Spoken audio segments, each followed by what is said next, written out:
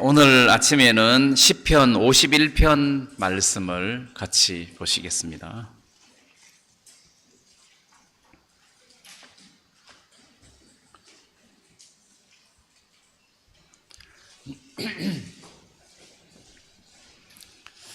오늘 아침에는 구약성경 시편 51편 찾아주시기 바랍니다.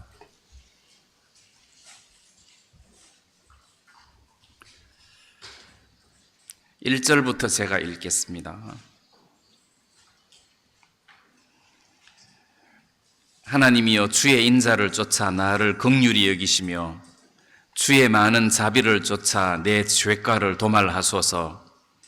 나의 죄악을 맑게 씻기시며 나의 죄를 깨끗이 제하소서. 대저 나는 내 죄가를 아오니 내 죄가 항상 내 앞에 있나이다. 내가 주께만 범죄하여 주의 목전에 악을 행하여 사오니 주께서 말씀하실 때에 의로우시다 하고 판단하실 때에 순전하시다 하리이다. 내가 죄악 중에 출생하였으며 모친이 죄 중에 나를 잉태하였나이다. 중심의 진실함을 주께서 원하시오니 내 속의 지혜를 알게 하시리이다. 우설초로 나를 정결케 하소서. 내가 정하리이다. 나를 씻기소서. 내가 눈보다 희리이다. 여기 7절 말씀까지만 읽겠습니다. 먼저 이 51편 위에 표제어가 있습니다. 표제어. 그 표제어에 보면 다윗의 시, 다윗의 시죠. 그 다음에 영장으로 한 노래. 이 영장으로 한 노래라는 말은 다른 번역으로 보면 지휘자의 지휘를 따라서 한 노래, 이런 뜻입니다. 예를 들어 가지고 지휘자가 내가 산을 향하여 눈을 들리라, 그럼 청중들이 내가 산을 향하여 눈을 들리라, 뭐 이렇게 그 지휘자의 지휘를 따라서 부르는 찬송이다. 그 다음에 다윗이 밧세바와 동침한 후 선지자 나단이 저에게 온 때에. 자, 그러니까 이 시편 51편은 다윗이 간음하고 그 다음에 우리아를 죽이고 그리고 증거를 은폐하려고 우리아를 죽인 거 아니에요. 그 후에 나단 선지자가 찾아왔을 때 그때 다윗이 내가 죄를 범하였노라 하면서 자기 죄를 시인하는 때가 있었습니다. 이제 그때 다윗이 이 시를, 이제 그때 상황을 이 시로 적었다.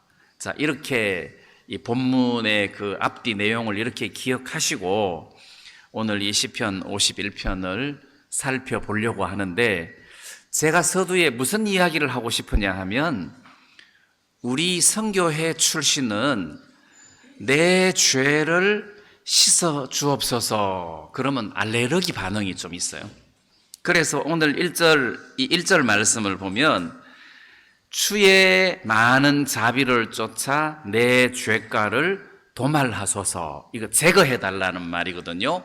도말한다는 말은 제거한다, 없앤다, 자, 지우개로 지워버린다, 또는 그냥 페인터로 칠해버려서 그 앞에 있는 내용들을 지운다 해서 제거한다는 뜻인데, 내 죄가를 제거해 주십시오. 그럼 2절 끝에는 나의 죄를 깨끗이 제하소서, 이제 이렇게 돼 있고, 그 다음 7절 끝에 7절에 우설초로 나를 정결케 하소서, 내가 정하리이다.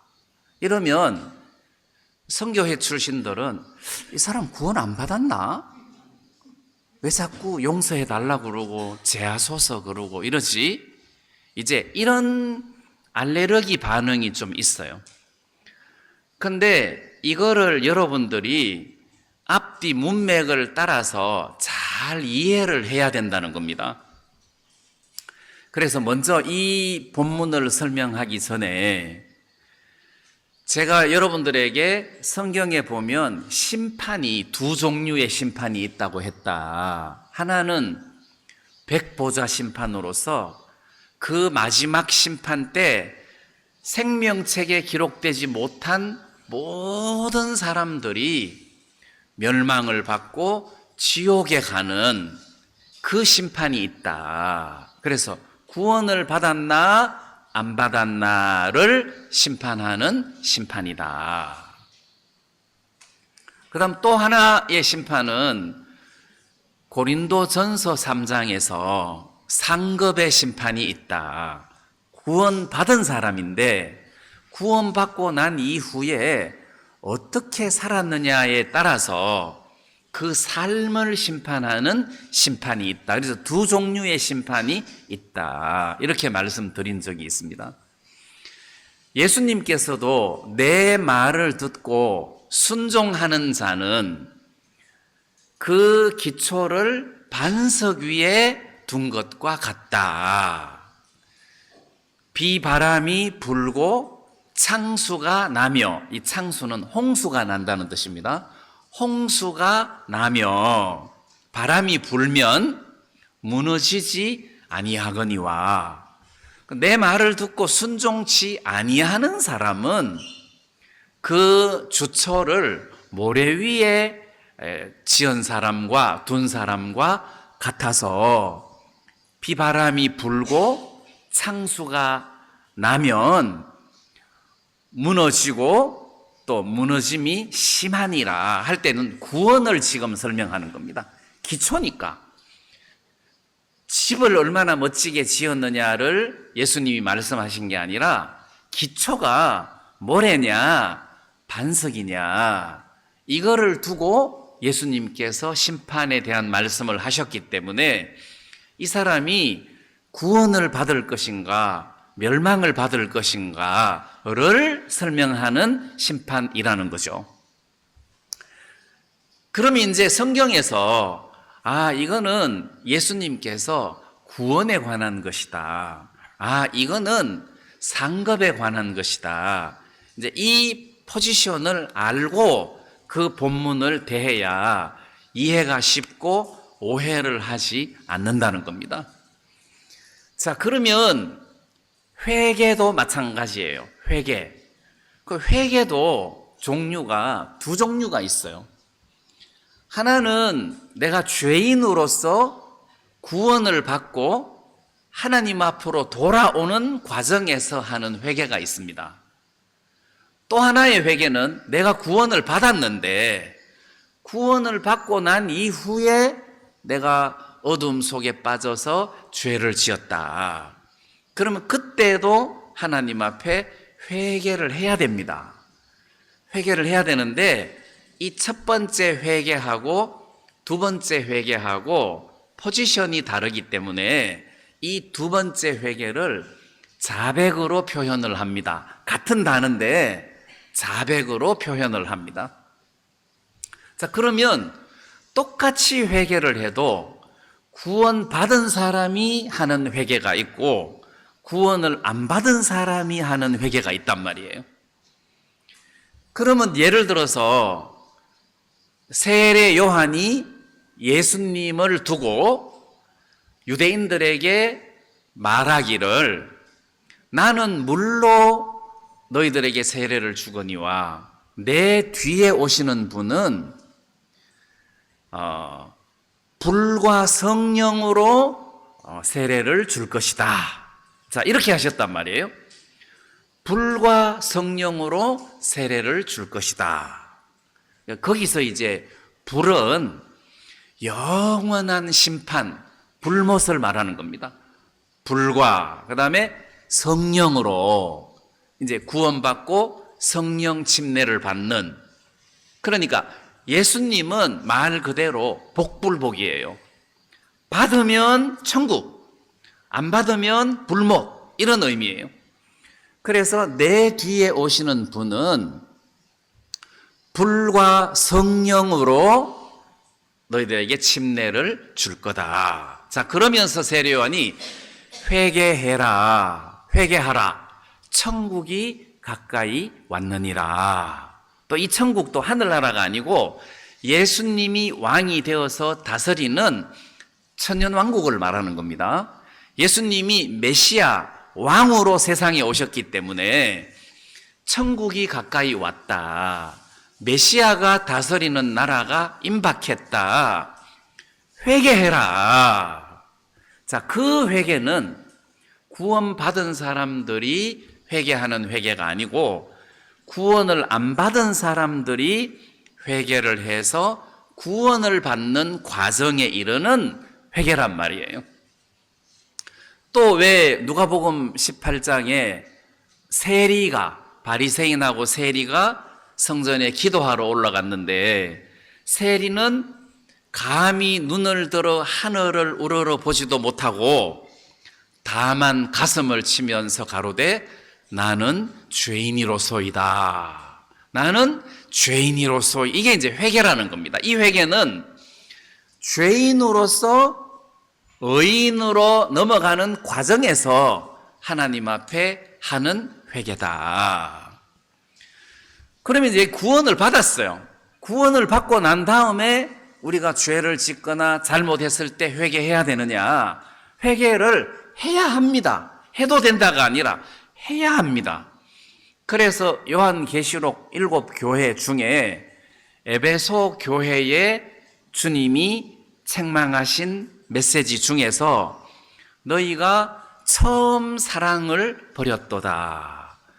어디서 떨어진 것을 기억하고 회개해라. 자, 그때 주님께서 회개해라 이렇게 말씀을 하셨다는 거죠. 그러면 구원받은 교회, 구원받은 사람도 삶 속에서 회개해야 할 일이 생깁니까? 안 생깁니까? 생긴다는 거죠. 그 다음 고린도전서 5장에서 어떤 형제가 너희 중에니까 형제예요.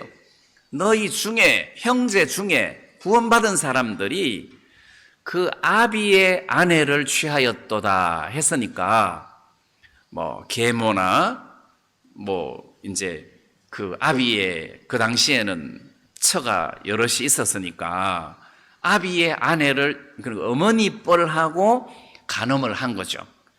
그래서 그 사람을 통한이 여기지 아니하고 어떻게 그 사람 용납했느냐? 너희들 중에서 내어 쫓으라. 자, 이렇게 책망을 하는 목적은 그 죄를 지은 사람이 회개하고 뉘우치고 돌아오기를 바라는 목적이라는 거죠. 쫓아내는 것이 목적이 아니라 뉘우치게 하는, 회개케 하기 위한 목적이라는 겁니다. 그래서 성경에는 똑같은 회개라는 단어, 자백이라는 단어를 쓰지만 죄인에서 의인으로 넘어가는 회개도 있고, 그 다음 의인인데 하나님과의 관계가 멀어져서 관계를 회복하기 위한 목적으로 하나님 앞에 하는 회개가 있단 말입니다. 그래서 우리가 성경을 읽을 때 용서해 주십시오 그러면 구원 안 받았는갑다 이렇게 하면 안 되고, 표현은 용서해 주십시오 하는 표현인데 의인으로서 하나님과 자기 사이의 관계를 회복하기 위하여 하는 회개구나. 요 포지션을 잘 구별하셔야 우리가 오해를 하지 않는다는 거죠. 그래서 우리는 지금 이 다윗의 시편에서 내 죄가를 도말하소서, 우설초로 나를 정결케 하소서. 그럼 나 죄사함 받았는데, 죄 없는데, 죄를 지어도 이미 다 씻겼어. 근데 뭐 또 용서해달라고 씻어달라고 해. 이거 구원 아닌 거 아니야? 이렇게 해석을 해버리면 이 다윗의 시편 내용이 우리 마음속에 정확하게 전달이 안 된다는 거예요.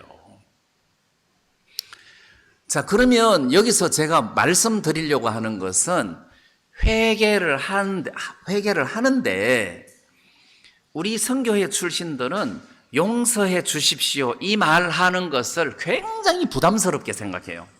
왜냐하면은 죄 사함을 안 받았으니까 용서해 달라고 그러지. 이미 다 용서됐는데. 근데 이 용서했다는 이 말의 의미를 여러분들이 좀 그것도 이제 포지션을 두고 생각을 할 필요가 있어요. 예를 들어 가지고 죄인이 판사 앞에 이거는 감옥에 가거나 풀려나거나 이게 죄인하고 판사 사이의 관계는 감옥에 가거나 지옥 가거나 천국 가거나 하듯이 감옥에 가거나 자유롭게 풀려가거나 하는 재판이에요. 죄인과 재판관의 관계는. 그래 이 죄인이 재판관에게 잘못했습니다. 한 번만 용서해 주십시오. 앞으로 이런 죄를 다시 짓지 않겠습니다. 용서해 주십시오. 용서해 주십시오. 자, 이렇게 용서해 달라고 할 수 있습니다. 맞죠? 그 다음에 이제 구원받고 난 이후에 하나님께 제가 다윗처럼 제가 이렇게 죄를 지었습니다. 용서해 주십시오. 우설초로 정결케 해 주십시오. 하는 것은 마치 아들이 아버지한테 잘못을 했어요. 아들이 아버지에게 잘못을 하고는 아버지 용서해 주십시오. 이미 다 용서했는데? 그게 아니라 아들의 신분으로서 아버지께 용서해 주십시오라는 표현을 쓸 수 있다는 거죠. 그럼 아버지가 용서 안 해주면 그러면 감옥에 갑니까? 아니라는 거죠. 여기서 용서를 구하는 것은 감옥에 가는 용서가 아니고 아버지와 아들 사이의 관계를 회복하는 용서라는 거예요. 그래서 앞뒤 문맥을 보고 우설초로 나를 정결케 하소서 이렇게 표현할 수 있다는 겁니다. 그렇지만 저는 여러분들이 헷갈릴까봐 또 혹시 오해할까봐 하나님 이 죄를 용서해 주십시오 이런 표현을 제가 잘 안 씁니다. 저 목사 구원 아닌 거 아니야? 뭐 그럴 사람은 없겠지만 근데 내가 개인적으로 하나님 앞에 하나님 잘못했습니다. 용서해 주십시오. 이런 표현은 전혀 문제가 될 것이 없다는 거예요. 그래서 나는 공식적으로는 구원받고 난 이후에 죄를 지었을 때 어떻게 해야 되느냐. 하나님 내가 죄를 지었습니다. 잘못했습니다. 그 다음에 용서해 주십시오는 빼고 잘못했습니다. 앞으로 이런 죄를 짓지 않도록 힘을 주시고 지혜를 주시고 믿음을 주십시오. 그러나 이 죄가 이미 십자가에서 온전히 용서되었다는 사실을 믿습니다. 자, 그러면은 이런 내용을 선교회 출신들은 굉장히 좋아합니다.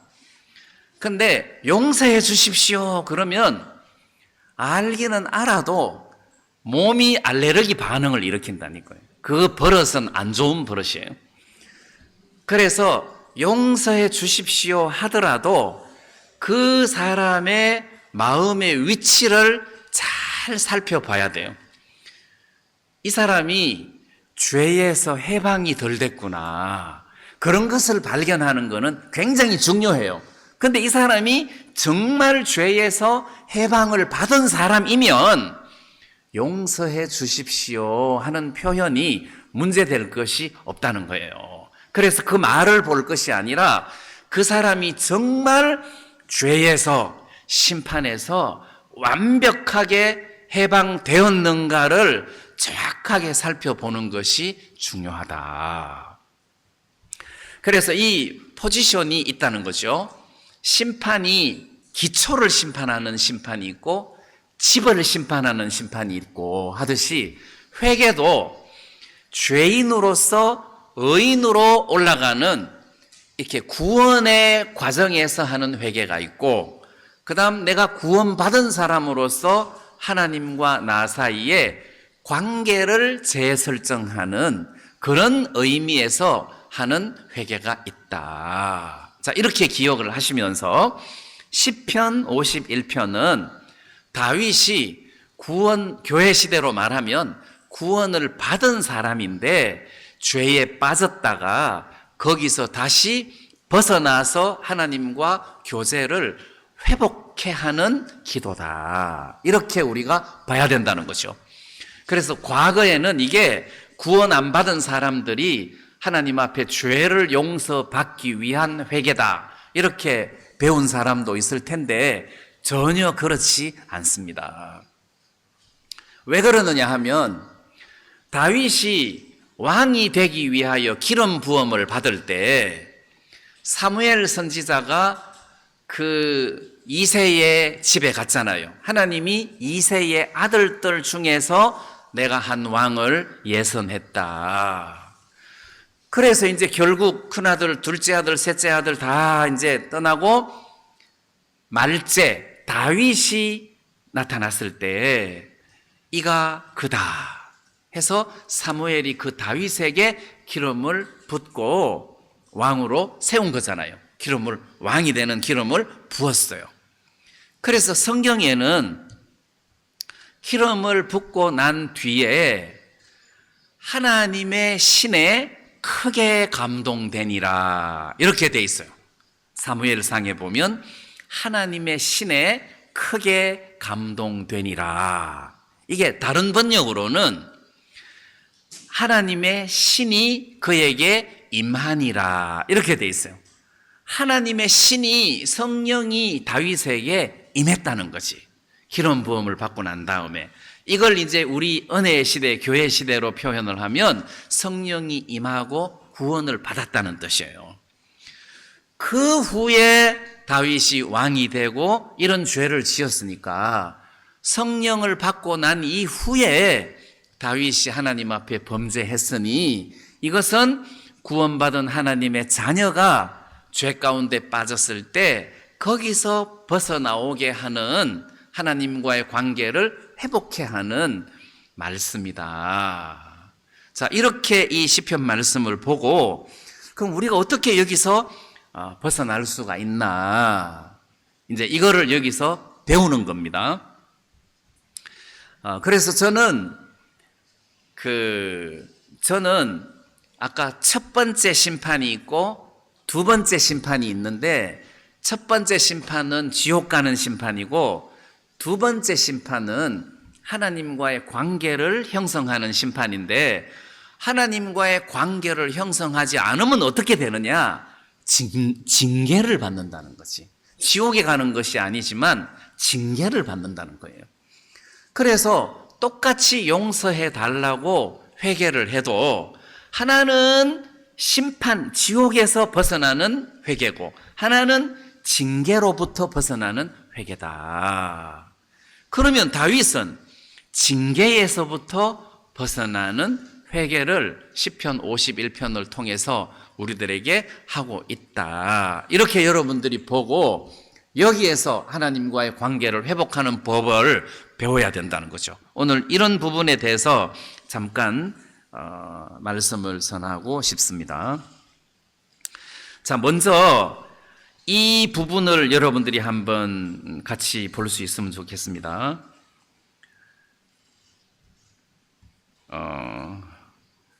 8절 말씀에 보면 8절에 나로 즐겁고 기쁜 소리를 듣게 하사 주께서 꺾으신 표로 즐거워하게 하소서. 나로 즐겁고 기쁜 소리를 듣게 하사. 이게 뭐겠습니까? 나로 즐겁고 기쁜 소리를 듣게 해 주십시오. 나단 선지자가 나타났는데 당신이 바로 그 사람이다 그랬어요. 그러니까 다윗이 깜짝 놀란 거 아니에요. 어떻게 알았지? 그래가지고 바로 하나님이 내 모든 죄를 덜추어 내시는구나. 그럼 어떻게 해야 돼요? 그걸 막 가리려고 변명하고 애쓰고 그런 게 아니라 완전 자기를 오픈해서 빛 가운데 자기를 드러내는 게 가장 현명한 방법 아니에요. 다윗이 내가 여호와께 범죄하였노라. 내가 여호와께 범죄하였노라. 그 위에 설명을 잠깐 해야 될 것 같습니다. 4절 말씀해 보니까 내가 주께만 범죄하여, 요 말씀을 읽으면 그러면 사람에게는 죄를 안 지었다는 소린가? 이런 의미가 아닙니다. 사람에게도 죄를 지었지만 이 죄를 짓게 된 근원이 하나님을 멸시하고 업신여겼기 때문에 하나님께 크게 범죄했다는 뜻입니다. 그 나단 선지자가 다윗에게 책망을 할 때 어찌하여 여호와의 말씀을 업신여기고 이렇게 책망을 했단 말이에요. 기억나십니까? 어찌하여 여호와의 말씀을 업신여기고 하나님을 업신여기고, 그러니까 사람에게 죄를 범하기 전에 먼저 하나님 앞에 큰 죄를 지었다는 거죠. 구약 성경의 흠니와 비느하스도 마찬가지입니다. 하나님이 왜 회막에서 수종드는 여인들과 간음을 하고 그 제사 음식을 규례대로 제사장 몫을 가져가지 않고 그냥 먹고 싶은 대로 갈고리에 걸리는 대로 걸려 나오는 것을 양식으로 취하느냐, 그렇게 책망하지 않고 여호와의 제사를 멸시함이었더라, 그렇게 설명을 하고 있단 말이에요.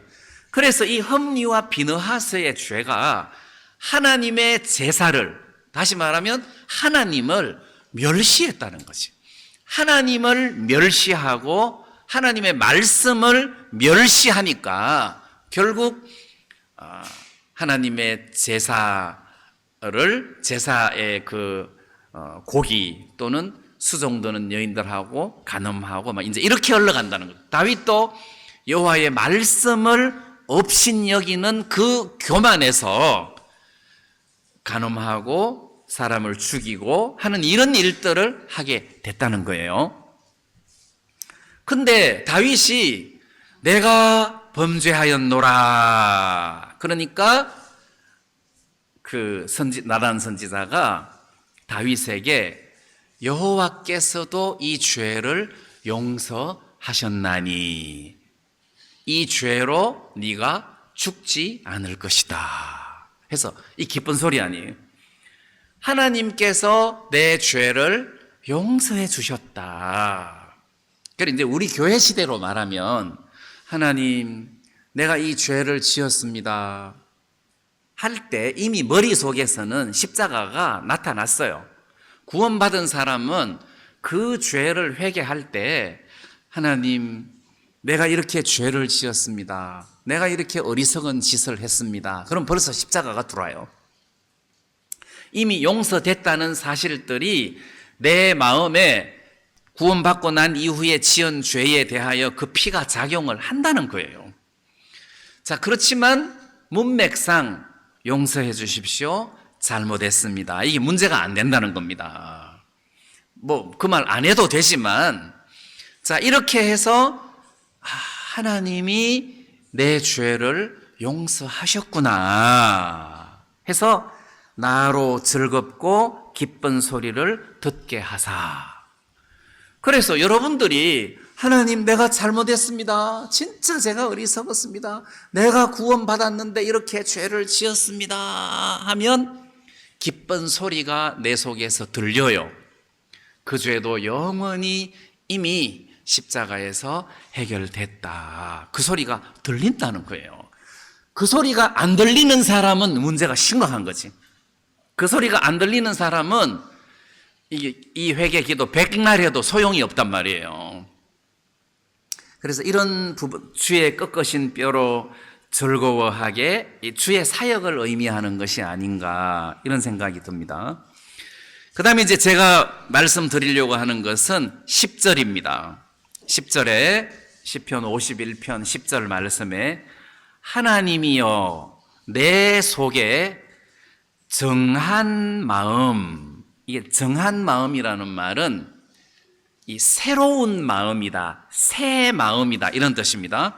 내 속에 새 마음을 창조하시고 내 안에 정직한 영을 새롭게 하소서. 자, 요 대목에서 다윗이 정직한 영을 달라는 소리가 아니고 새롭게 해달라는 거지. 새롭게.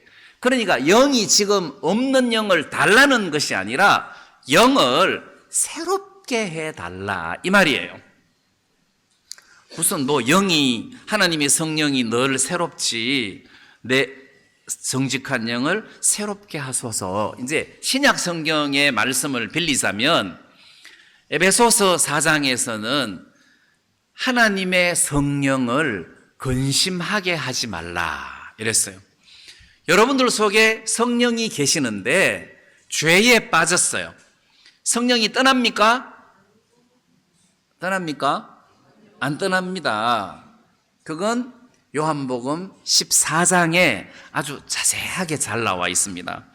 요한복음 14장에 보면 하나님의 성령이 죄를 짓는다고 떠나는 것이 아니고, 이건 여러분들이 중요하니까 잘 기억해 놓으셔야 됩니다. 요한복음 14장 16절에 내가 아버지께 구하겠으니 그가 또 다른 보혜사를 너희에게 주사. 자, 여기서 보혜사는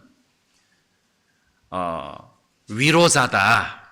우리를 보호해주고 우리에게 은혜를 베풀어주는 분이다. 성령입니다. 근데 여기 보니까 다른 보혜사를 너희에게 주사 했으니까 이 다른 보혜사는 이만이다. 보혜사는 성령이고 성령으로 못하니까 이만이다. 너무 터무니없는 소리예요. 여기서 다른 보혜사라는 말은 보혜사가 하나입니까? 둘입니까? 다른 보혜사가 있는 걸 보면 보혜사가 한 개예요? 두 개예요? 예? 예를 들어서 우리 피아노가 있는데 다른 피아노를 갖고 왔네. 그러면 어딘가에 한 개 더 있어요? 없어요? 한 개 더 있다는 소리예요. 그러면 다른 보혜사는 성령이에요. 그러면 보혜사는 뭐예요? 예수님이에요. 예수님이 이 세상에 오셨을 때 우리를 보호하고 우리에게 은혜를 베풀고 우리를 위로하는 사람이다. 왜? 노아가 태어났는데 이름을 노아라고 지었잖아요. 그 노아가 안위한다 이런 뜻이라 했죠. 노아, 안위자다. 예수님의 그림자 아니에요. 예수님은 위로자예요. 보혜사입니다. 그럼 예수님이 성천하시고 나면 예수님을 대신해서 우리를 보호해 줄 사람이 필요하죠. 그게 성령인데 여기서 다른 보혜사다 이렇게 지금 설명을 하고 있는 겁니다. 다른 보혜사를 너희에게 주사 영원토록 너희와 함께 있게 하시리니 했으니까 이 다른 보혜사이신 성령은 구원받은 사람들 속에 한번 들어가면 영원히 여러분들 속에 계신다는 거죠. 자, 어떤 분으로? 보혜사로, 감독으로. 감독 개념이 아닙니다. 모세처럼 잘못하면 주 패버리고 꺾어버리고 막 쫓아내고 이런 게 아니라 위로하고 보호해주고 이런 어떤 보호자 역할을 해주는 분이 성령이라는 거죠. 근데 이제 이 성령이 우리가 죄에 빠졌을 때 성령이 근심을 한다는 거죠. 떠나는 것이 아니라 근심을 한다. 그럼 다윗이 이렇게 죄를 지었을 때 성령이 굉장히 크게 근심을 한다. 골로새서 말씀인가요? 하나님의 성령을 소멸치 말라. 이게 소멸, 힘을 잃는 것을 말하는 겁니다. 없어지는 것이 아니라 힘을 잃는 것을 말합니다. 그러니까 성령이 충만해서 성령이 내 속에서 활발하게 일을 해야 되는데 성령이 말하자면 힘을 잃었다. 내가 믿음으로 성령을 끄집어내서 이렇게 일을 하는 도구가 돼야 되는데 성령이 힘을 잃었다, 이런 의미입니다. 그러니까 이제 다윗이 내 안에 정직한 영을 새롭게 하소서 했으니까 정직한 영을 달라는 것이 아니라 이미 있는 영을 새롭게 해달라, 지금 이렇게 하나님께 구하고 있는 거죠. 자, 그래서 여기 보면 10절에 하나님이여 내 속에 정한 마음을, 새로운 마음, 이게 새로운 마음이라는 말의 의미가 여러분들이 구원을 받고 난 다음에 주님을 사랑했던 첫사랑 같은 마음, 새 마음, 이거를 하나님께서 우리들에게 주셔야 된다는 거죠. 하나님께서 우리들에게 줘야 된다. 내가 결심을 해서, 예를 들어서 2026년 1월 1일이다. 내가 금년부터는 새롭게 살아야지. 그럼 작심삼일이라. 이 새 마음은 나한테는 없어요. 하나님이 내 마음에 창조해 주셔야 그 새 마음이, 그 새 결심이 유효하게 작용을 한단 말이에요. 그래서 다윗은 자기 속에는 새 마음이 없는 것을 알았어요. 자기 속에는 이런 마음이 없다. 그래서 하나님, 내 속에 이런 정한 마음을 창조해 주시면, 그래서 제가 여러분들이 신앙생활 하는 모습을 보면 속으로 지정신이 아니다. 누가 부산에서 대전까지 예배드리러 오냐. 지정신이 아니다. 그거는 어느 누구도 그 마음을 넣어줄 수가 없어요. 누가 그 마음을 넣어주겠습니까? 나는 사람이 너무 계산적이고 인간적이라 그런 말 못해요. 상식 이하의 이야기는 못해요. 오세요, 교회 오세요, 못해요. 내 마음에서 니는 가겠나? 못 가겠다. 하지 마라. 니도 못할 걸 왜 해? 이렇게 된단 말이에요. 상당히 이성적이라 나는. 근데 이 마음을 하나님이 줘야 된다는 거죠. 여러분, 세상에 물질이 안 아까운 사람이 누가 있어요? 성경에 돈을 사랑치 말라 그러면 내가 뜨끔뜨끔한 거라. 돈을 안 사랑한 사람이 누가 있어요? 그러니까 어떤 사람은 자기도 뜨끔한가, 이 말은 인생에 있어서 돈을 추구하는 것이 1번인 사람을 말하는 거다 그러는데 그건 좀 아닌 것 같아.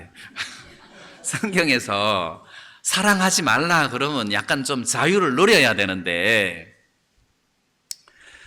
그래서 이 새로운 마음, 하나님이 주신 마음이라야 진짜 예배도 참석할 수 있고, 연보도 할 수 있고, 봉사도 할 수 있고, 순교도 할 수 있고, 선교도 할 수 있는 거지, 내 마음으로는 못한다는 거죠. 내 마음으로는 몇 발짝 가다가 발병 난다는 거예요. 그래서 다윗이 그걸 알기 때문에 하나님, 내 속에 새 마음을 창조해 주십시오. 그러면 다윗이 새롭게 살 수 있다는 거지. 간음하고 사람 죽이고 이렇게 안 살고 진짜 하나님이 기뻐하시는 삶을 살 수 있다는 거예요. 다윗은 하나님이 사무엘에게 이새의 아들 다윗을 만나니 내 마음에 합한 자다 그랬어요. 하나님이 다윗을 만났을 때 내 마음에 합한 자다. 이 내 마음에 합한다는 말은 다윗이 전적으로 하나님의 마음을 쫓는다, 이런 뜻이에요. 다윗이 전적으로 하나님의 마음을 쫓는다. 내 마음에 합한 자다. 근데 신구약을 통틀어서 이 사람은 내 마음에 합한 자다 하는 사람은 다윗밖에 없어요. 근데 이 교회 시대에 내가 다윗이다, 내가 하나님과 마음이 합한 자다. 너 나하고 마음이 달라. 무슨 뜻입니까? 나는 하나님하고 마음이 합쳤는데 너는 나하고 마음이 다르니까 너는 복을 못 받아. 이런 거는 이단적인 개념이에요. 좀 삼류 어떤 현실 교회에서나 일어나는 내용이지, 유일하게 이새의 아들 다윗을 만나니 내 마음에 합한 자다. 유일하게 다윗밖에 없어요. 왜 그렇습니까? 이 다윗의 후손에서 예수 그리스도가 나는데 예수님의 그림자라는 거죠. 그래서 유일하게 내 마음에 합한 자는 예수님밖에 없다는 거예요. 나는 하나님하고 마음이 합한 자야. 그럼 자기가 예수님이라는 뜻입니다. 또는 나는 하나님과 마음이 합한 자다라고 하려면 모든 구원받은 사람은 하나님과 하나다. 이렇게 표현을 하면 몰라도 나만 하나님과 마음이 합한 자다. 그러면 이거는 성경 진리의 해석이 잘못됐다는 거죠. 그래서 다윗은 하나님만을 추구하는 마음을 가졌어요. 그래서 그 마음을 하나님이 주셔야 다윗이 내가 새 마음으로 하나님을 섬길 수 있겠구나 하는 것을 알았기 때문에 이제 좀 쉽게 간단하게 이야기를 하면, 하나님 내가 간음했습니다, 살인했습니다, 이마 증거를 인멸하려고 살인까지 하고 내가 이렇게 참 야비하게 했는데 다시는 이런 죄를 짓지 않게 해주십시오. 이제부터 내가 새로운 마음으로 살겠습니다. 이게 자기 의지가 들어가잖아요. 내가 이제부터는 이렇게 안 살겠으면 자기 의지가 들어가잖아. 그 다윗은 여기에서 자기 의지를 집어넣는 게 아니라 하나님이 나로 새롭게 살게 해 주십시오 해서 에너지의 근원이신 하나님에게 부탁하는 거예요. 내 마음을 정하게 해 주십시오. 새롭게 해 주십시오. 이게 새 마음을 내 속에 창조시켜 주십시오. 그래서 저는 목사님 교제 좀 해주세요. 그럼 내가 자신이 없어요. 왜냐하면 이 사람 마음속에 새 마음을 심어야 되는데 내가 새 마음을 심을 수가 없다는 거죠. 교제야 해줄 수 있지만 목적이 새 마음을 심어야 되는 거잖아요. 그래서 하나님이 이 사람에게 새 마음을 주지 않으면 이 사람을 누가 새롭게 하겠느냐? 하나님이 안 주시면. 구원도 마찬가지죠. 목사님 교제 좀 해주세요. 그럼 내가 제일 자신이 없어요. 내가 어떻게 이 사람을 구원을 시킬 수 있겠습니까? 복음은 전할 수 있지만 구원으로 가기까지는 하나님만이 하실 수 있는 능력의 세계라는 거죠. 신앙생활이나 복음 전하는 것이나 이게 사람의 영역이 아니고 하나님의 영역이라는 겁니다.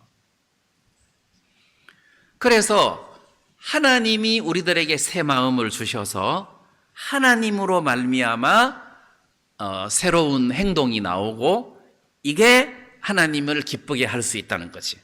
근데 하나님으로 말미암지 않고 내 결심으로 새로운 행동이 나왔다. 그럼 하나님이 안 기뻐하셔요. 하나님은 made in body는 안 좋아해요. 이게 안 좋아해요. 이 출처가 육에서 나왔으면 안 된다.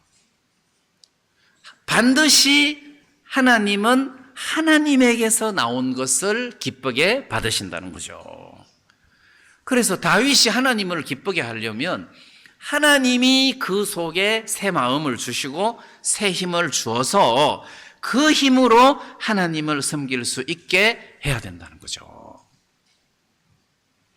그 다음에 이제 11절 말씀해 보니까 나를 주 앞에서 쫓아내지 마시며 주의 성신을 내게서 거두지 마소서. 자, 나를 주 앞에서 쫓아내지 마시며, 이 말은 하나님과 다윗 사이의 관계가 아주 화목한 가까운 관계인데 호적파 가라, 너는 내 자식이 아니다, 나가라 이래버리면 완전 이방인과 죄인 취급이 되는 거잖아요. 이렇게 하지 말아 주십시오. 이렇게 지금 기도를 한 건데, 하나님이 다윗에게 하나님이 이 사건 이후죠. 사무엘 하에 보면, 사무엘 하 7장, 이 대목은 제가 한번 읽어드려 보겠습니다. 사무엘 하 7장 14절 이하에 보면, 나는 그 아비가 되고 그는 내 아들이 되리니 저가 만일 죄를 범하면 내가 사람 막대기와 인생 채찍으로 징계하려니와. 자, 저가 만약 죄를 범하면 징계는 한다. 그렇지만 내가 내 앞에서 패한 사울에게서 내 은총을 빼앗은 것 같이 그에게서는 빼앗지 아니하리라. 그러니까 사울 왕은 하나님의 성신을 받았어요.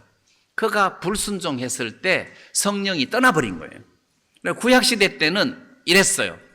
신약 시대 때는 한 번 성령이 임하면 영원히 우리 속에 내재하신단 말입니다. 구약하고 신약하고 다른 점이에요. 그런데 다윗도 구약시대 사람인데, 만약에 하나님은 아버지가 되고 하나님은 아버지가 되고 다윗과 그 후손 솔로몬 아들이 될 것이다. 만약에 죄를 범하면 그 채찍, 인생의 막대기와 채찍으로 징계는 하려니와. 징계는 하는데 성신을 거두어 가는 구원 취소 이런 것은 하지 않는다는 거예요. 그러면 이 51편 11절에서 나를 주 앞에서 쫓아내지 마시며 주의 성신을 내게서 거두지 마소서. 이 말씀의 의미는 제발 거두지 마십시오, 떠나지 마십시오, 이 의미보다도 안 떠난다는 어떤 확신이다. 안 떠난다. 그래서 주님, 성령이여 정말 내 마음에서 떠나지 마십시오. 안 떠나는데 뭐 떠나지 마십시오. 이제 이런 기도는 할 필요가 없지만 여기서는 좀 역설적으로 내가 이렇게 했지만 떠나지 않으시고 나를 잡으셔서 전처럼 나를 인도해 주십시오. 이런 어떤 소망의 기도다. 자, 이렇게 여러분들이 이 말씀을 읽으시고 성령을 거두지 마시고 쫓아내지 마옵소서. 자, 이런 것들을 우리가 종합해 볼 때 다윗은 이미 구원받은 사람이다. 구원받은 사람이다. 이게 구원 안 받은 죄인의 기도가 아니고 구원을 받은 사람으로서 하나님과 자기 사이의 관계를 재설정하고 하나님과 자기 사이의 그 어두운 갭을 다 이게 뽑아내고 하나로 엮어서 동행하는 관계를 만들기 위한 작업이다. 우리도 이제 이런 삶 속에서 이런 삶이 필요하다는 거예요. 예를 들어서 간음을 하고 구원받은 사람이 간음을 하고 이렇게 회개 안 할 사람이 있겠습니까? 이제 질문 자체가 좀 너무 수준 낮은 질문이라 여러분들이 아예 대답을 안 하시는데 구약의 속죄 제사가 있습니다. 구약의 속죄 제사. 그럼 구약의 속죄 제사를 잠깐 설명해 봅시다. 어떤 평민이 부지 중에 죄를 범하였다가 그 죄에 대하여 깨우침을 받거든 그랬어요. 깨우침을 받거든. 그럼 여러분들이 죄 지어놓고 못 깨닫는 경우가 있습니까? 아니 거짓말 해놓고도 거짓말 일부러 계획적으로 거짓말 해놓고 못 깨닫는 게 있습니까? 그럼 살인해놓고 못 깨닫는 사람, 간음하고 못 깨닫는 사람이 있습니까? 없죠. 그런 사람 없습니다. 돈 훔치고 못 깨닫는 사람 있습니까? 그 어떤 옛날에 구원 안 받은 그 부친님이 모친이 모시고 왔어요. 당신은 죄인이다. 나 죄 없어. 나 깨끗하게 살아서 죄 없어. 그러면 내가 젊었을 때 젊은 처자 얻어갖고 살림 차리고 바람 피고 하는 그건 죄가 아니고 뭐야? 그런 게 죄면 죄가 있지. 그 정도 되면 몰라도 뭐 우리는 다 웬만한 것은 다 내 속에 죄라는 것을 알잖아요. 빨간불이 들어오는데도 계속 가는 거지, 바쁘니까. 근데 그 속죄 제사를 설명할 때 예를 들어서 간음을 했다고 합시다. 그러면 이게 안수를 합니다. 간음한 사람은 거기 안수하면 안 돼요. 간음한 사람은 돌에 맞아 죽어야 돼요. 속죄 제사 기회가 없습니다. 간음한 사람은. 살인한 사람은 돌에 맞아 죽어야 돼요. 안식일 범한 사람 돌에 맞아 죽어야 돼요. 그런 사람은 속죄 제사 드리면 안 됩니다. 거기에서 이야기하는 속죄 제사의 죄는 굉장히 작은 죄예요. 7장에서 자세하게 설명을 해놨는데 내가 하나님께 서원을 했어요. 또는 맹세를 했어요. 그리고 잊어버리고 나중에 내가 맹세해놓고는 내가 이렇게 했구나. 예를 들어서 나는 이제 앞으로 나시린이야. 절대로 내가 포도주를 마시지 않겠다 했어요. 살다가 보니까 습관이 돼갖고 마셔버렸어. 좀 이따 내가 잘못했구나. 그러면 이런 것들이 일종의 실수란 말입니다. 그런 것들에 대해서 속죄 제사를 드리는 거지. 그러니까 이 속죄 제사는 그냥 우리가 설명하기 쉽게 하려고 도둑질하고 간음하고 살인했는데 어린 양을 잡아와서 그렇게 하면은 원래 이야기하는 속죄 제사의 의미에서는 벗어난 거예요. 그래서 그 속죄 제사를 통해서 예수님하고 연결을 시키려면 반드시 개인의 속죄 제사 이야기를 하고 이스라엘 민족의 속죄 제사를 이야기하면서 민족의 속죄 제사는 양이 아니고 염소거든요. 염소거든. 그래서 염소인데 2마리예요. 한 마리는 죽여서 피를 바르고 한 마리는 무인지경으로 이제 내보내는 거죠. 거기서 죽는 겁니다, 말하자면. 그럼 이거를 설명해서 예수님하고 연결시켜 줘야 되는데 속죄 제사를 통해서 예수님하고 연결시키는 과정이 약간 매끄럽지가 못해요. 왜 그러느냐 하면 신약 성경에 나타난 예수님 어린 양은 유월절 어린 양이거든. 그래서 예수님이 십자가에 못 박혀 돌아가실 때 유월절 날 돌아가셨잖아요. 예수님은 유월절 양이에요.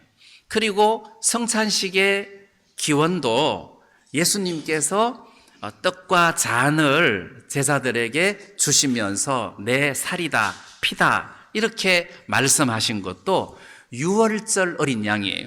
그리고 유월절 어린 양의 피는 대문에 뿌리고 고기는 먹고 해서 그러면 아주 매끄러운데 이걸 굳이 개인의 속죄 제사하고 연결시키려고 하니까 매끄럽지 못한 부분이 있어요.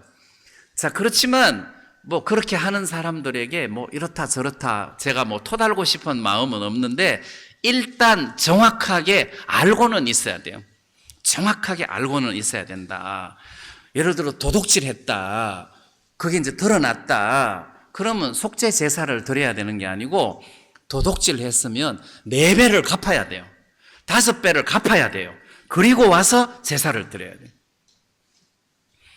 자, 그래서 우리가 어떤 죄를 지었을 때 그 죄에 대해서 하나님 앞에 회개를 하는데 다윗처럼 뭐 간음하고 살인하고 난 다음에 이렇게 시편 51편에 회개하듯이 이렇게 회개하는 것은 우리 편에서 뭐 누가 못할 사람이 있습니까? 이렇게 큰 죄를 지어놓고 하나님 잘못했습니다. 울고불고 금식하고 용서해달라고 하고 십자가 은혜로 다시 우뚝 일어설 수 있는 그런 그 사람이 있을 수 있는데 나는 그게 아니라 우리 구원받은 사람들이 흔하게 지을 수 있는 죄가 근본적이라는 거죠.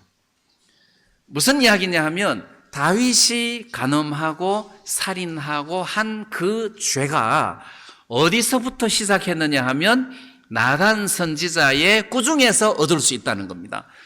네가 어찌 여호와의 말씀을 업신여기고, 이렇게 시작을 한다는 거죠. 그게 사무엘하 12장 9절인데 어찌하여 네가 여호와의 말씀을 업신여기고 나 보기에 악을 행하였느뇨. 네가 칼로 햇사람 우리아를 죽이되 암몬 자손의 칼로 죽이고 그 철을 빼앗아 내 철을 삼았도다. 여기 이 우리아가 헷 사람 우리아예요. 헷 사람. 이스라엘 백성이 아니에요. 왜? 여러분들 헷 족속, 브리스 족속 들어보셨죠? 그 족속 중에 진짜 하나님의 은혜로 구사일생 살아났던 후손이에요. 이 사람이 다윗의 신복이 된 거 아니에요. 군사가 된 거 아니에요. 진짜 말하자면 출처가 이방인인데 열정적으로 하나님의 나라를 위하여 헌신했던 사람입니다. 그래서 헷사람 우리야 하고 헷사람이라는 그 단어를 앞에 집어넣었어요. 헷사람 우리야. 이런 사람을 하나님의 백성이 되고 싶어서 이렇게 은혜로 들어온 이 헷사람, 충성스러운 신하를 네가 칼로 죽이고 했으니까 죄가 자꾸 더 커지는 거죠. 그런데 죄를 지을 수밖에 없었던 것이 여호와의 말씀을 업신여기고 이렇게 돼 있단 말입니다. 제가 첫날 말씀드렸던 것처럼 우리가 교만하면 다 싫어요. 교만하면 예배도 시들하고, 교만하면 말씀도 시들하고, 목사도 시들하고, 형제 자매들도 시들하고, 다 시들한 거예요. 교만하면. 그리고 성경을 읽기 싫어요. 성경을 읽기 싫다기보다도 성경이 손에 안 잡혀요. 마음이 높으면 성경이 손에 안 잡힌다. 근데 마음이 높으면 예수님이 이야기를 해도 안 들려요. 근데 마음이 낮으면 예수님이 저쪽에서 한 이야기도 소문을 통해서 들린다는 거죠. 그렇기 때문에 우리가 구원받은 사람이 삶 속에서 회개할 때 무슨 죄를 회개하느냐? 도덕적으로 하나님 앞에 잘못된 죄를 회개하는 것은 당연하고, 하나님 요즘 내 마음이 굉장히 높습니다. 성경책이 읽기 싫습니다. 교회도 가기 싫습니다. 말씀이 안 들립니다. 혹시 뜨끔뜨끔한 사람 있습니까? 안 들립니다. 이게 이제 마음이 높다는 소리죠. 우리도 모르게 마음이 높은 거예요. 그럼 마귀가 우리를 죄에서 유혹할 때 무슨 작업부터 하겠습니까? 마음 높이는 것부터 시작하는 거죠. 일단 말씀하고 멀어지게 하고, 자꾸 멀어지게 하고, 늑대가 어린 양을 잡아먹으려면 목자하고 멀어지게 하고 잡아먹는 거 아니에요. 멀어진다는 것 자체가 벌써 마귀가 작업 들어갔다, 이런 의미 아니겠습니까? 하나님, 내가 마음이 너무 높습니다. 제가 어떻게 할 수가 없습니다. 하나님, 내 마음에 새 마음을 창조해 주십시오. 내가 내일부터는 성경 읽어야지, 오늘은 실컷 놀고 내일부터 읽어야지. 그걸 우리가 한두 번 장사합니까? 하나님이여, 내 마음에 새 마음을 창조해 주십시오. 하나님이 나를 이끌어 주지 않으시면, 하나님이 내 마음을 낮추어 주시지 않으시면 저는 아무것도 할 수 없습니다. 하나님, 저를 새롭게 해 주십시오. 그래서 이 다윗의 신앙은 보통 신앙이 아니에요. 그냥 하나님의 말씀이기는 하지만 다윗의 믿음의 깊이가 보통이 아니라는 거죠. 자기 스스로 안 된다는 것을 알아요. 내게는 이런 마음이 없다는 것을 알아요. 그러면서 위에서부터 내려오는 어떤 능력과 은혜를 지금 사모하는 겁니다. 그래서 우리도 마찬가지입니다. 하나님, 나는 이제 앞으로 이런 죄를 다시는 짓지 않겠습니다. 이게 능력이 안 된다는 것이요. 하나님이 내 마음에 새 마음을 창조해 주지 않으시면 나는 일로 갈 수밖에 없습니다. 다윗이 고백한 것은 자기가 어떤 사람인가를 아예 확실하게 고백을 했잖아요. 내가 죄악 중에 출생하였으며 모친이 죄 중에 나를 잉태하였나이다. 나는 출생이, 근본이 이렇게 악한 인간입니다. 그러니까 삐딱하게, 추하게, 야비하게 살 수밖에 없습니다. 이런 인간에게 무슨 기대를 할 수 있겠습니까? 제 마음에 새 마음을 창조해 주십시오. 새 마음을 창조해 주십시오. 우리가 그런 기도를 해야 할 필요가 있다는 거죠. 저는 어떤 마음이 드느냐 하면 신앙생활을 하다가 보면 귀찮고 싫을 때가 있잖아요. 예배 드리는 것도 귀찮고 싫고 말씀도 싫고 나 진짜 다 싫다. 이제 완전 그러기 상태로 완전히 이제 퍼져버릴 때 어떻게 일어납니까? 양은 엎어지면 못 일어나요.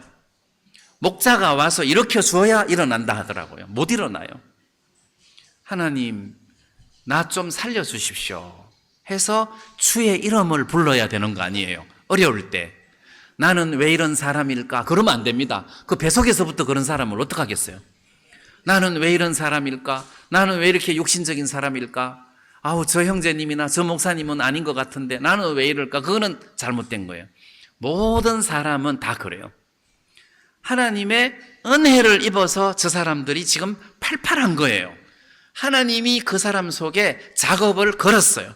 그 사람을 이끌어 주신 거예요. 새 마음을 주신 거예요. 그래서 하나님, 제 마음에 새 마음을 주십시오. 제가 요즘 마음이 굉장히 높은 것 같습니다. 왜 그렇습니까? 제가 첫날 말씀드렸던 것처럼 마땅히 왕된 자는 율법서를 등사하여 옆에 두고 평생을 읽으면서 형제들 중에 마음을 낮추고 하나님 경외하는 법을 배워라 했으니까 이런 말씀을 읽으면서 마음을 낮추는 거란 말이에요. 이런 걸 안 한다 그러면 마음이 높은 거죠.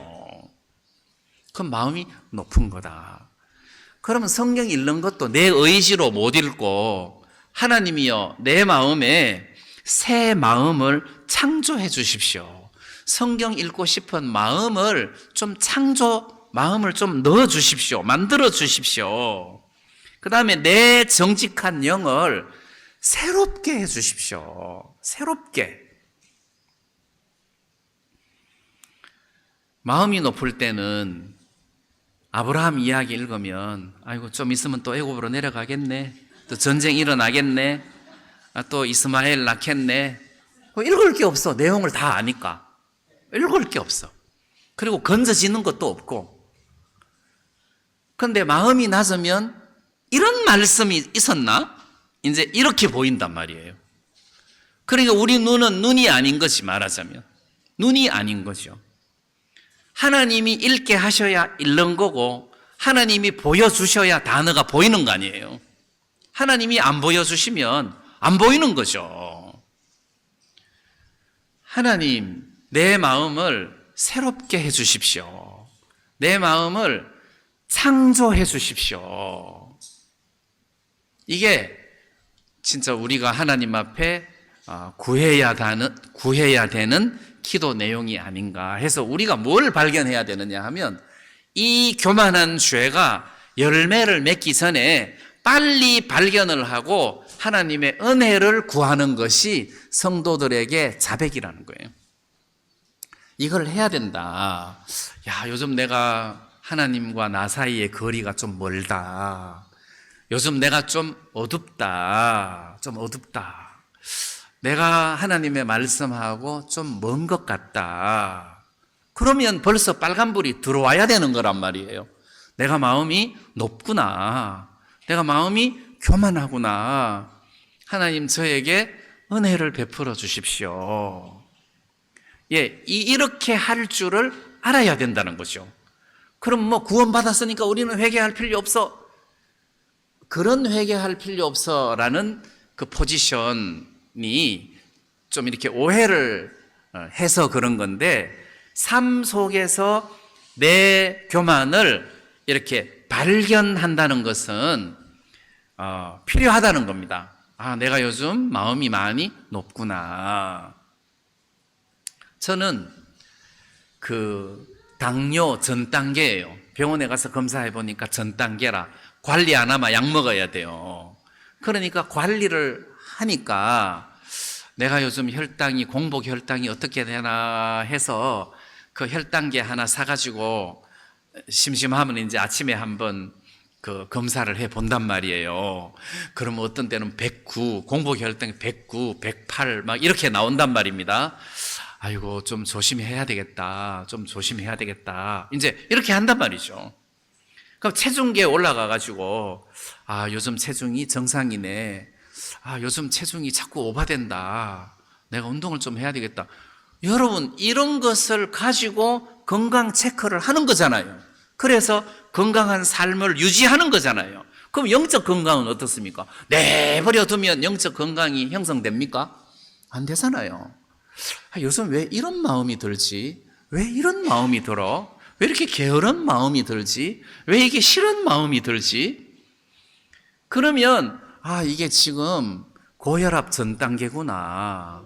당뇨 전 단계구나 하듯이 아이고 이게 간음하기 전 단계구나. 이게 살인하기 전 단계구나. 이게 빨리빨리 와야 된다는 거죠. 그래서 주님의 은혜를 입어가지고 우리가 정상적인 신앙생활을 할 수 있는 거 아니에요.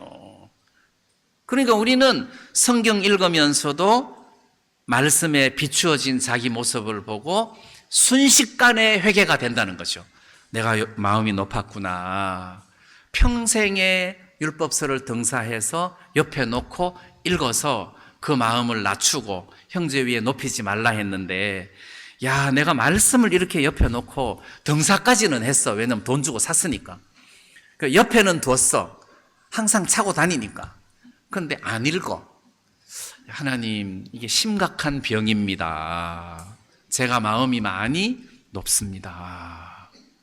그러면 우리가 하나님, 내가 말씀을 읽을 수 있도록 제 마음을 좀 일으켜 주십시오. 제가 하나님의 은혜를 입고 싶습니다. 자, 이런 기도를 해야 돼요, 안 해야 돼요? 그런 것이 자백이잖아요. 구원받은 사람에게는 당연히 있어야 되고 해야 할 일이라는 겁니다.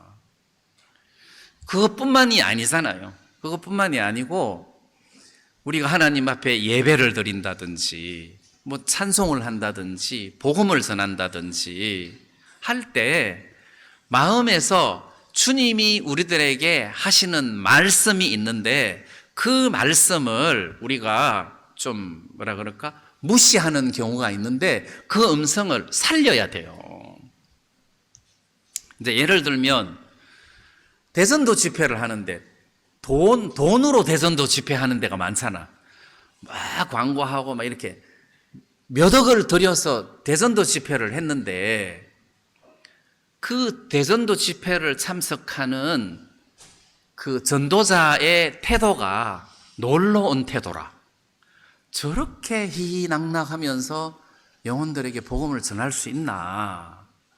참 진짜 기도하는 마음으로 집회 임해도 될까 말까 한데 실망했어요. 내가 이렇게 돈을 들여서 대전도 집회를 했는데 사역자들이 저게 태도가 진짜 안 되겠다. 내가 내라도 이번에 9시간이니까 내라도 4시간마다 복음을 전하면 9명이 구원을 받지 않겠나. 그래, 내라도 해야 되겠다 해서 이제 첫날 초청 시간에 구원받고 싶은 사람 죄인들이 다 앞으로 나왔어. 나도 나왔어요. 그래 딱 보니까 막 어떤 아가씨가 막 울면서 나오더라고. 저 사람은 진짜 마음이 갈급한 사마리아 여자다 해서 그 옆에 딱 섰어요. 그래 이제 기도 마치고 나면 내가 상담해야 되잖아요. 그래서 내가 상담을 하려면 내가 점을 찍어야 되는데 내가 먼저 말을 걸었어요. 나오면서 아가씨는 교회 다니세요? 이렇게 물었어요. 이 말은 교회 다니는 것에 관심이 있는 게 아니라 아가씨 교회 다니세요? 이 말은 주위 사역자들한테 내가 시작했다 이제 이런 메시지예요. 그러니까 이 아가씨가 막 눈물 닦으면서 기도나 끝나거든 이야기합시다. 그래서 속으로 참 이상하다. 그러고 이제 기도 끝나고 한쪽으로 모시고 가서 교제를 하는데 완전히 맛이 간 거예요. 맛이 간 거예요. 그래서 속에서 니라도 한다며 오늘 저녁에 1명, 내일 아침에 1명, 그래 9명은 얻는 다음에 잘해봐. 이제 이런 음성이 들리잖아요. 이런 음성이. 근데 그때는 안 들렸어요. 그때는 안 들리고 이 사람하고는 안 되겠다 해서 선교 학생을 불러갖고 왜 놀고 있어 교제 좀 해 하고 이제. 근데 이제 선교 학생이 어떤 청년하고 교제를 하는데 내가 해야 되겠더라고. 그래서 그 청년을 형제 내가 교제할게 해서 이제 오라 해서 교제하는데 그 사람도 맛이 간 거예요. 근데 두 번째 그때 속에서 잘해봐라 해서 그때 주님 이 세계는 내 열정으로 되어지는 세계가 아니고 하나님이 은혜 베푸는 자에게 구원이 임하는 세계이기 때문에 내가 하나님의 은혜에다 맡기지 못하고 내 열정에 지금 내가 힘이 잔뜩 들어가 있었습니다. 제가 힘을 빼겠습니다. 그랬단 말이에요. 그런 것이 회개라는 거죠. 그런 것이 회개라는 거죠. 그럼 구원받은 사람이 무슨 회개를 하라는 겁니까? 간음했습니다. 간음하면 됩니까? 구원받은 사람이 벌 받아야지. 그렇게 큰 게 아니라 혹시 그럴지라도 고린도전서 5장처럼 그렇게 사단에게 속아서 죄를 지었을지라도 다시 다윗처럼 하나님 앞에 회개를 해야 된다. 회개 안 해도 된다가 아니라 해야 된다. 근데 그 회개가 1번 죄인이 의인되는 회개 같은 그런 회개가 아니라는 거죠. 회개가 아니다.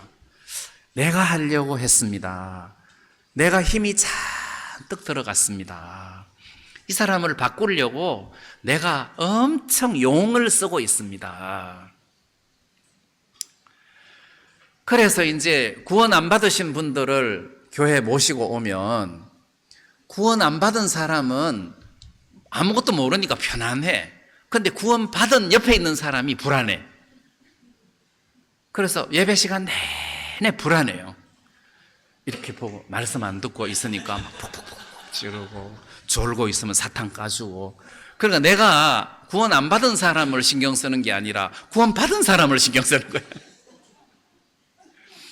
아유, 저 힘이 빠져야 되는데 어쩌지. 저 힘을 무슨 수로 빼지. 이렇게 된단 말이에요. 그래서 사람의 용 있잖아요. 사람의 용이 무슨 의미가 있겠습니까?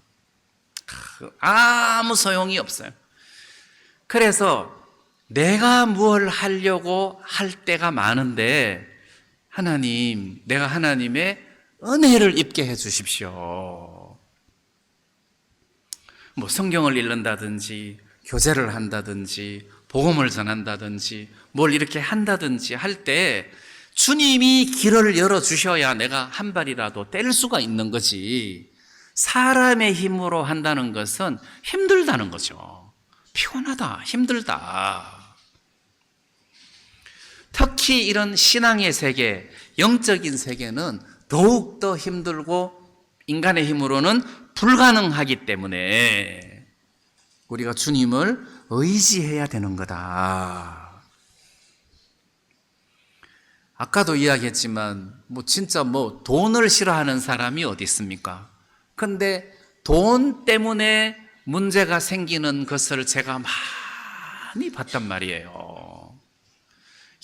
이 참 문제다. 있어도 문제고 없어도 문제다. 이게 참 문제다. 돈이 마귀다, 마귀. 근데 진짜 우리가 구원받은 사람으로서 내가 앞으로 정직하게 살아야 되겠다. 그게 무슨 의미가 있겠습니까? 하나님께서 내 마음에 새 마음을 주시지 않으시면 나도 험리처럼 될 수 있는 거고 다윗처럼 될 수 있는 겁니다. 하나님 저를 불쌍히 여겨 주십시오. 그래서 시편 51편에 다윗의 이 회개 기도를 자세하게 읽어보면 이분이 정말 하나님의 은혜에다가 무릎을 꿇고 간구하면서 자기를 끌어주시기를 기도한다는 것을 발견할 수 있단 말이에요. 그래서 우리가 이런 회개의 기도를 한다는 것은 굉장히 중요하다. 사실 예수님은 빛이다. 예수님은 빛이다. 그 다음에 우리도 빛이다. 너희는 세상의 빛이니 빛이다. 그래서 빛이기 때문에 빛 가운데서 살아야 된다. 어두운 가운데 들어갈 때 이게 벌써 죄라는 거죠. 내 마음이 어두운 가운데로 들어갈 때 그때 우리는 결심을 해야 되는 게 아니라 주님의 이름을 부르고 은혜를 입어야 된다는 거지. 주님, 제가 어두운 세계로 자꾸 빨려 들어갑니다. 나를 여기서 잡아주십시오. 왜냐하면 그 어두움의 세계가 힘이 세요. 그냥 내가 안 해야지 이 정도가 아닙니다. 이게 내가 안 해야지 그런 정도가 아니라 힘이 세요. 나를 잡고 이렇게 끄는 힘이 대단하다는 거예요. 주님이 나를 이렇게 끌어당겨 주시지 않으시면 내가 끌려갑니다. 이 세계를 발견하는 겁니다. 그래서 이 어두움이라는 힘이 나를 끌고 가니까 빛이신 당신이 나를 끌어주셔야 내가 어두움에 다니지 아니하고 빛 가운데 다닐 수가 있습니다. 그래서 우리가 주님을 간절히 의지하고 주님을 바라보고 주님의 은혜를 구하는 거 아니에요. 그래서 우리가 요한 1서를 설명할 때는 죄인이 의인되기 위한 회개 방식으로 해석을 하면 안 되고 구원을 받고 난 이후에 우리가 어두움 속에 빠지게 될 때 그때 아이고 하나님 제가 이렇게 어두움 속으로 빠져들어갑니다. 어두움에 빠졌습니다. 내가 이런 인간입니다. 저를 건져주십시오 해서 거기서 빠져나오는 거란 말이에요. 이 기도는 수시로 무시로 필요하다. 그러면 실제로 제가 이렇게 해볼 때 예를 들어 갖고 한 사람이라도 내가 더 건져야지 하고 힘이 잔뜩 들어가 있다가 정신이 안 좋은 사람 두 사람 만나고 나니까 속에서 이게 아니구나 하는 게 1초 만에 회개가 되는 거예요. 무슨 뜻인지 이해가 되시죠? 이게 마음에서부터 비추어지고 깨달아지니까 여러분 이 방 안에 어두움이 꽉 차 있는데 어두움을 다 쫓아내는데 시간이 많이 걸리는 게 아니고 1초만 돼도 불만 딱 켜면 어두움이 다 물러가듯이 이게 딱 발견되는 순간 내가 너무 설쳤구나. 주님 한쪽에서 주무시고 계시고 나 혼자 설쳤구나. 왜 주무셨을까요? 내가 설치니까 잘해봐라 그러고 나는 쉴란다 그러고 주무시고 계신 거 아니에요.